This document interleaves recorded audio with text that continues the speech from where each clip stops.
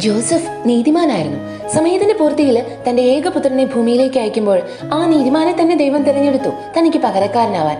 ആ കരങ്ങളിൽ തന്റെ പുത്രൻ പൂർണ്ണ സുരക്ഷിതനായിരിക്കുമെന്ന് ദൈവപിതാവിന് ഉറപ്പായിരുന്നു. പുത്രൻ പിന്നീട് തന്റെ വധുവായ തിരുസഭയെയും ആ നീതിമാന്റെ സംരക്ഷണത്തിന് തന്നെ പരമേൽപ്പിക്കുന്നതും പിതാവ് മുൻകൂട്ടി കണ്ടു. ദൈവപുത്രന്റെ വളർത്തു പിതാവിന് അധ്വാനിച്ച് ജോലി ചെയ്ത് തന്നെ കുടുംബം പോറ്റണമായിരുന്നു. തീർച്ചയായും നെറ്റിയിലെ വിയർപ്പ് കൊണ്ട് അപ്പം ഭക്ഷിക്കണമെന്ന് ദൈവം തന്നെ നിർദ്ദേശിച്ചിരുന്നതല്ലേ. കുടുംബക്കാരിൽ ആരും മരപ്പണിക്കാരില്ല. യഹൂദർക്ക് ആശാരിപ്പണി അത്ര നല്ല ജോലിയായിരുന്നില്ല. പക്ഷേ ജോസഫ് മരപ്പണിക്കാരനായി. കാരണം തച്ചന്റെ മകൻ എന്ന് ക്രിസ്തു വിളിക്കപ്പെടുക എന്നത് ദൈവിക പദ്ധതിയായിരുന്നല്ലോ. പിന്നെ നീതിമാന്റെ വിയർപ്പിന് സ്നേഹത്തിനെയും വിശ്വസ്തതയുടെയും സുഗന്ധമില്ലാതിരിക്കുമോ? അങ്ങനെ യൗസേപ്പ് അധ്വാനനിരതനായി മകനെയും ജോലി പഠിപ്പിച്ചു. ആകാശഗോളങ്ങൾക്ക് സ്ഥാനം നിർണയിച്ചവൻ യൗസേപ്പ് പറഞ്ഞെടുത്ത് ഒളിവെച്ചു.